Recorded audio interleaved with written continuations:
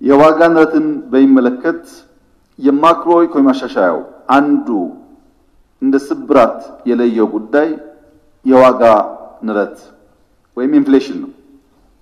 በተደጋጋሚ ባለፉት ዓመታት ለየት ያለ ሰርጀሪ ካልሰራን በስተቀር ጥረቶቻችን በሙሉ በኢንፍሌሽን ምክንያት ያሰብነውን ያክል ስኬታማ እንዳንሆን አድርጎናል ስንል ነበር። በዚህ ዓመት ያለን ዜና ግን የተቃረነ ነው። አምና ከነበረው 29% ገደማ አሁን በዚህ ወር 15% ደርሷል። ይህ ትልቅ ድል ነው። በተሰራው ኢንተርቬንሽን ከፍተኛ ውጤት መጥቷል። ኢንፍሌሽን ላይ ምን ማለት ነው? በገንዘብ ፖሊሲ ማሻሻያው የበጀት ጉድለት ከብሔራዊ ባንክ የሚሟላበትን መጠን በመገደባችን ወደ ኢኮኖሚ የሚፈሰው ገንዘብ ቁጥጥር ስለሚደረግበት ከዚያ ባሻገር የምርት እድገት ስላለ በግብርናው ኤንድ በተደረገው ኢንተርቬንሽን የምርት እድገት ስላለ በገበያ ትስስር በተለይ ሰንዴይ ማርኬት ላይ አርሶ አደር በቀጥታ መጥተው ገበያ ላይ በሚያውላቸው ከባቢዎች አዲስ አበባ እንዳያችሁት በአንዳንድ ሴንተር ግንባታዎች ቀላል የማይባል ጠቀሜታ አስገኝቷል። ከዚያ ተጨማሪ ለእጅ አጠሮች የማድ ማጋራት ብዙ ቤተሰብ ብዙ ጎረቤት የሚጠቅም ተግባር ነው። እኛ ለምናጋራው ጥቅሙን በዛም ላይገባን ይችላል።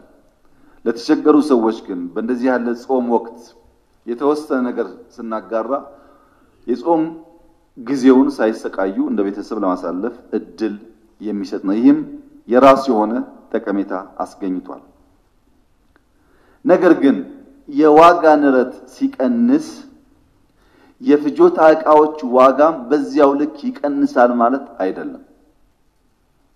የዋጋ ንረት ቀነሰ ማለት የእድገት ምጣኔው ቀነሰ ማለት ነው። ኢንክሪዚንግ አት ዲክሪዚንግ ሬት ማለት ነው እንጂ እድገት የለም ማለት አይደለም።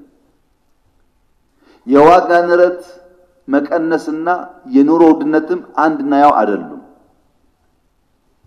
እስካሁን ያለው ዋጋ በራሱ ገቢ ካላደገ ምርት በብዛት ካልተመረተ በራሱ አስቸጋሪ ሊሆን ይችላል።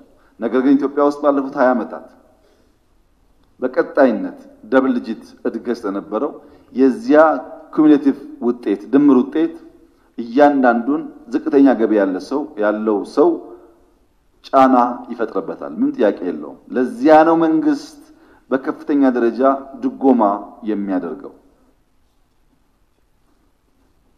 ኢንፍሌሽንን ዜሮ ማድረግ እድገትን ዜሮ ማድረግ ነው። እድገት ባለበት ቦታ ኢንፍሌሽን አይቀርም። ኢንፍሌሽኑ ግን ተጋኖ ደብል ዲጂት ሲሆን ከሰው ገቢ በላይ ከሚያገኘው በላይ እድገት ስለሚኖረው በሰው ኑሮ ላይ ጫና ይፈጥራል።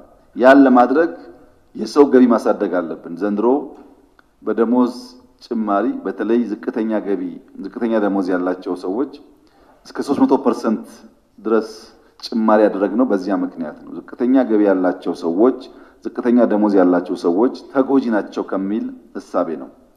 ምርት ማሳደግ ሸቀጥ ከመረተበት ወደ ገበያ የሚሄድበትን መንገድ ማስፋት የንግድ ስርዓት ማዘመን የሚጠበቅብን ይሆናል። እነዚህን በማድረግ የተገኘውን የ15% ውጤት በዚሁ መንገድ ካስቀጠልንና መጠነኛ ማሻሻል ካደረግን እንደ ትልቅ ምርታ ሊወሰድ ይችላል።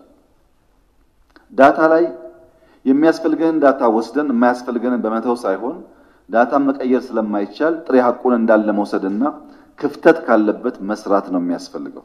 አሁን ያለው ኢንፍሌሽን እስካሁን ከስራናቸው በጣም በእጅጉ የተሻለ ተብሎ ሊወሰድ ይችላል። አሁንም ግን ተጨማሪ ስራ ያስፈልጋል።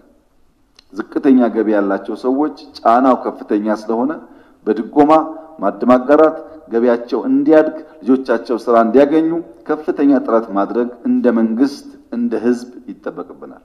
ይሄን አሳይመንት የምንዘነጋ ሆኖ ሳይሆን በተሰራው ስራ የመጣው ውጤት ግን ይበል የሚያስብል ነው ማለት ይቻላል።